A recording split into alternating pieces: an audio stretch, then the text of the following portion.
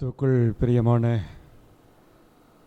Christ TV நேயர்களே, உங்களை யாவரையும் இந்த தொலைக்காட்சியின் வாயிலாக சந்திப்பதிலே மகிழ்ச்சி. உங்கள் யாவரையும் வாழ்த்துகின்றேன். விசேஷமாக இந்த லெந்து காலங்களிலே நாம் சிந்திக்க, கடவுளோடு நெருங்கி ஜீவிக்க, கடவுளை புரிந்து கொள்ள, நம்முடைய வாழ்வை கடவுளோடு ஒன்றிணைத்து கொள்ள இது ஒரு நல்ல தருணமாக, இது ஒரு வாய்ப்பாக இருக்கும் என்று விசுவாசித்து கடவுளுக்கும் நான் நன்றியை தெரிவித்துக் கொள்கின்றேன். இந்த நாளிலே இந்த இடத்திற்கு வரும்பொழுது, இந்த நிகழ்ச்சிக்கு பேசும்பொழுது என்ன பேசுவது, எதை குறித்து நேயர்களோடு நாம் பகிர்ந்து கொள்ள வேண்டும் என்ற ஒரு சிந்தனையிலே இருக்கும்பொழுது, இயேசு கிறிஸ்து இப்படிப்பட்ட ஒரு சூழலை ஏற்றுக்கொள்ள வேண்டுமா என்ற ஒரு கேள்வியோடு இங்கே வந்து நிற்கின்றேன். இயேசு கிறிஸ்துவின் வாழ்க்கையே ஏற்றுக்கொள்ள முடியாத ஒரு சூழல். ஏன் என்று சொன்னால், அவர் பிறப்பின் சூழல் கூட ராஜாவாக பிறக்கப் போகிறவர் என்று தீர்க்கதரிசிகளாலே சாஸ்திரிகளுக்கு சொல்லப்பட்டது. ஆனால் அவர் பிறந்தது ஒரு மாட்டுத் தொழுவத்திலே பிறக்கின்ற ஒரு சூழலை நாம் காண்கிறோம். அதுபோலவே அவருடைய மரணம் கூட ஏற்றுக்கொள்ள முடியாத ஒரு சூழலாக நாம் வேதத்திலே வாசிக்கின்றோம், அதை அறிந்து கொள்கின்றோம். ஆனாலும் இயேசு கிறிஸ்து, இது பிதாவினுடைய சித்தம், நான் அதற்காகவே இந்த உலகத்தில் மனிதனாக பிறந்தேன் என்ற அந்த சித்தத்தை ஏற்றுக்கொண்டு இந்த சூழலுக்கு இயேசு கிறிஸ்து தன்னை அர்ப்பணிப்பதை நாம் புரிந்து கொள்ள முடியும். ஏனென்று சொன்னால், ஒரு விசாரிக்கின்ற விசாரணை கைதியாக அவர் அலைக்கழிக்கப்படுவதை நாம் வேதத்திலே வாசிக்கிறோம். விசாரணைக்கு பிறகு இவர் இந்த தண்டனைக்கு ஏற்ற குற்றத்தை எதுவும் செய்யவில்லை, இவர் குற்றமற்றவர், மாசற்றவர், நீதிபரர் என்று சொல்ல நாம் கேட்கிறோம். அப்படிப்பட்ட ஒரு மனிதருக்கு இப்படிப்பட்ட விசாரணை தேவையா? இதை அவர் ஏற்றுக்கொள்ள வேண்டுமா என்ற கேள்வி நமக்குள்ளே வருகிறது. ஆனாலும் இயேசு கிறிஸ்து தன்னுடைய பிதாவின், தன்னை அனுப்பிய ஒரு நோக்கத்திற்காக இந்த உலகத்திலே தன்னை அனுப்பிய தன்னுடைய பிதாவின் சித்தத்தை உணர்ந்து அதை ஏற்றுக்கொள்ள அவர் தன்னை ஒப்பு கொடுக்கிறார். அது மாத்திரமல்ல, பாரமான அந்த சிலுவையை சுமக்கின்ற ஒரு சூழலை கூட நாம் பார்க்கிறோம். சிலுவை என்பது ஒரு சாதாரண, இன்றைக்கு அது கிறிஸ்தவர்களுக்கு ஒரு பரிசுத்தமான ஒரு சின்னமாக, கிறிஸ்தவர்களின் அடையாளமாக அது மாறி விட்டதை நாம் உணர்கிறோம். ஆனால் இயேசு கிறிஸ்து அந்த சிலுவையை சுமப்பதற்கு முன் அது ஒரு அவமான சின்னம். அது ஒரு குற்றவாளியை கொலை செய்வதற்கான பயன்படுத்துகின்ற ஒரு கருவியாக, அப்படி ஒரு அவமான சின்னத்தை, பாரமான சின்னத்தை ஏற்றுக்கொள்ளுகின்ற ஒரு சூழ்நிலையை இயேசு கிறிஸ்து நமக்காக அந்த சூழ்நிலையை ஏற்றுக்கொண்டதை நாம் பார்க்கிறோம்.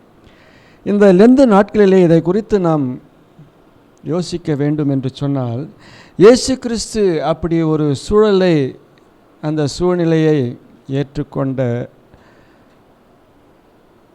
அவரை நாம் பின்பற்றுகின்ற, அவரை வழிபடுகின்ற, அவரை வணங்குகின்ற, அவரை விசுவாசிக்கின்ற நம்முடைய வாழ்க்கை எப்படி இருக்கிறது என்பதை தான் இந்த லெந்து காலத்திலே நாம் சிந்திக்க கடமைப்பட்டிருக்கிறோம். இயேசு கிறிஸ்து கூட அவர் மார்க்கு 8:34 சொல்லும்பொழுது, ஒருவன் என் பின்னே வர விரும்பினால் அவன் தன்னைத்தான் வெறுத்து தன் சிலுவையை எடுத்துக்கொண்டு வர வேண்டும் என்று சொல்கிறார். அதே போல் பவுல் அடியார்கள் கூட சொல்லும்பொழுது 2 தீமோத்தேயு 3:12 சொல்லும்போது, அன்றியும் கிறிஸ்து இயேசுவுக்குள் தேவ பக்தியாய் நடக்க மனதாயிருக்கிற யாவரும் துன்பப்படுங்கள். இயேசு கிறிஸ்துவை விசுவாசிக்கின்றவர்கள், அவர் பின்னே நடக்கின்றவர்கள் துன்பப்பட வேண்டும் என்ற ஒரு வசனத்தை, ஒரு காரியத்தை நமக்கு பவுல் அடியார் வெளிப்படுத்துவதை நாம் வாசிக்கின்றோம். ஆனால் இந்த காலத்திலே, இந்த சூழ்நிலையிலே வாழ்கின்ற கிறிஸ்தவர்கள் துன்பப்படுவதற்கோ சிலுவையை சுமப்பதற்கோ, சிலுவை என்றாலே துன்பம் என்று அர்த்தம். சிலுவை என்றால் ஏதோ ஒரு சொகுசான ஒரு வாழ்க்கையை வாழ்வது அல்ல. சிலுவை என்பதே ஒரு பாரமாக, அதாவது இயேசு கிறிஸ்து சொல்லும்போது அவன் தன் சிலுவையை, இன்னொரு சிலுவையெல்லாம் கிடையாது, நமக்கு கொடுக்கப்பட்ட சிலுவையை நாம் சுமக்க வேண்டும் என்பது தான் இந்த லெந்து காலத்திலே நாம் புரிந்து கொள்ள வேண்டும். அதற்காக நம்மை ஒப்பு கொடுக்க கடமைப்பட்டிருக்க வேண்டும். இயேசு கிறிஸ்து தன்னுடைய பிதாவின் சித்தத்தை உணர்ந்து அந்த துன்பத்தை, அந்த பாரமான சிலுவையை, அந்த சிலுவை மரணத்தை, அந்த விசாரணையை, அந்த அவமானத்தை, இப்படி அநேக துன்பமான காரியங்களை ஏற்றுக்கொண்ட அவரை பின்பற்றுகின்ற நாம் இயேசுவுக்காக நாம் என்ன செய்ய போகிறோம்? இயேசுவுக்காக நான் ஒரு சின்ன அவமானத்தை, ஒரு சிறிய கஷ்டத்தை, ஒரு சிறிய துன்பத்தை நான் ஏற்றுக்கொள்வேனா? இல்லை. இன்றைக்கு கிறிஸ்துவை பின்பற்றுகின்ற நாம் சொகுசாக வாழ வேண்டும், சொகுசாக இருக்க வேண்டும், மகிழ்ச்சியாக இருக்க வேண்டும், சந்தோஷமாக இருக்க வேண்டும், இந்த காலத்திற்கு ஏற்றாற்போல் நாம் வாழ வேண்டும். அதாவது இந்த ட்ரெண்டிங், ஃபேஷன், நாகரிகம், இப்படி அநேக வார்த்தைகளாலே நாம் கவரப்பட்டு கிறிஸ்தவன் என்று சொல்லுகின்ற வகையிலே நாம் வாழாமல் கிறிஸ்துவை விட்டு தூரமாக வாழ்கின்ற ஒரு கிறிஸ்தவர்களாக தான் நாம் வாழ்ந்து கொண்டிருக்கிறோம் ஒழிய, அவர் நிமித்தம் ஒரு சிறிய கஷ்டத்தையோ, ஒரு சிறிய அவமானத்தையோ, ஒரு சிறிய பாடையோ நாம் படுகின்றோமா என்று கேட்டால் இல்லை. இயேசு கிறிஸ்து ஏதோ ஒரு விதத்தில் என்னை ஆசீர்வதிப்பார், ஏதோ ஒரு விதத்தில் என்னை வழிநடத்துவார் என்ற விசுவாசம்தான் நமக்கு இருக்கிறதோ ஒழிய, நாம் எப்பொழுதும் நான் சொல்லுவது, உம்முடைய சிலுவையை நாங்கள் சுமக்க வேண்டும். ஆனால் அந்த சிலுவையை சுமப்பதற்கான அந்த பாரத்தை நாங்கள் ஏற்று கொண்டு அதை நடப்பதற்கான சக்தியை எங்களுக்கு தாரும் ஆண்டவரே. இந்த லெந்து காலம் நமக்கு அதுதான். எனக்கு இந்த பாடுகள் இல்லாமல் நான் வாழ முடியாது, கஷ்டங்கள் இல்லாமல் நாம் வாழ முடியாது. ஏதோ ஒரு விதத்தில் மனிதன் கஷ்டப்பட்டு கொண்டிருப்பான். ஆனால் எனக்கு உம்முடைய வழிநடத்துதல் நிமித்தம் எங்களுக்கு அதை லகுவாக்கி தாரும் என்று தான் நாம் கடவுளத்தை கேட்கணுமோ ஒழிய, எனக்கு சிலுவையே நான் சுமக்காமல் இந்த உலகத்தில் வாழணும் அப்படி நாம் கடவுளத்தில் கேட்க முடியாது, கேட்கக்கூடாது. அப்படி இயேசு கிறிஸ்து தன்னை அர்ப்பணிக்கவில்லை என்று சொன்னால் உங்களுக்கும் எனக்கும் இந்த வாழ்க்கை நமக்கு இல்லை.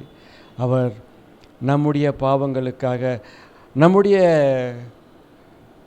எல்லா விதமான காரியங்களுக்காகத்தான் இந்த சிலுவையை சுமத்தார். இது ஏதோ இன்றைக்கு நடந்த ஒரு விஷயம் அல்ல. அது ஏசாயா தீர்க்கதரிசி காலத்தில் அந்த 53வது அதிகாரத்திலே நாம் பார்க்கும் பொழுது மிக தெளிவாக சொல்லப்படுகிறது. அது பிதாவின் சித்தம். நம்முடைய தப்பிதங்களினாலே, நம்முடைய மீறுதலினாலே அவர் அடிக்கப்பட்டார், அவர் இந்த காயங்களை ஏற்றுக்கொண்டார், இந்த பாடுகளை அவர் ஏற்றுக்கொண்டார் என்று சொல்லப்பட்டது. நாம் தப்பி போன ஆடுகளைப் போல இந்த உலகத்திலே வாழ்ந்து கொண்டிருக்கிறோம். நம்முடைய மீறுதலினாலே அவர் அடிக்கப்பட்டார் என்று ஏசாயா தீர்க்கதரிசியினாலே உரைக்கப்பட்டது.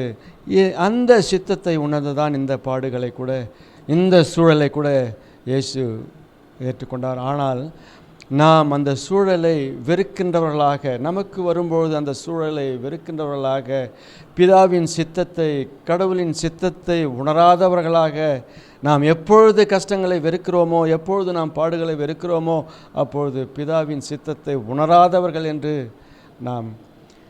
நம்மை நாமே புரிந்து கொள்ள வேண்டும். ஏனென்று சொன்னால் அந்த அவர் பாடுகளை அனுபவத்திற்கு முன்னதாக இயேசு கிறிஸ்துவுக்கும் அந்த பாரம் இருந்தது.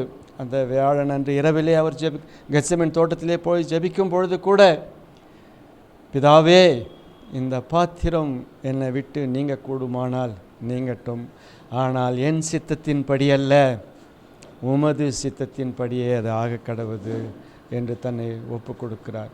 இன்றைக்கு நீங்களும் நானும் கூட இந்த லெந்து நாட்களிலே நம்முடைய விருப்பத்தின்படி, நம்முடைய சித்தத்தின்படி, நம்முடைய ஆசையின்படி வாழாமல் பிதாவின் சித்தத்தின்படி, கிறிஸ்துவின் சித்தத்தின்படி, இந்த உலகத்திலே என்ன நோக்கத்தோடு நம்மை வைத்திருக்கிறார் என்பதை உணர்ந்து அதை ஏற்றுக்கொண்டு வாழ்கின்ற மக்களாக நாம் இருக்க வேண்டும். அப்படி இருக்க கர்த்தர் தாமே நமக்கு கிருபை செய்வாராக. இந்த லெந்து காலத்தை நமக்கு ஆசீர்வதித்து அவர் கொடுப்பாராக. இந்த லெந்து காலம் இன்னும் கடவுளோடு நெருங்கி ஜீவிக்கின்ற காலமாக, அவருடைய பாடுகளை நாம் நினைவு கூறுவது மாத்திரமல்ல, அந்த பாடுகளின் நிமித்தம் நான் என்ன பெற்றுக்கொண்டேன், அவர் மரணத்தின் நிமித்தம் நான் என்ன பெற்றுக்கொண்டேன், எந்த வாழ்க்கையை நான் வாழுகின்றேன் என்பதை நாம் புரிந்து இந்த லெந்து காலத்திலே இன்னும் அவரோடு நெருங்கி ஜீவிக்க கர்த்தர் தாமே நமக்கு கிருபை செய்வாராக. ஆமீன்.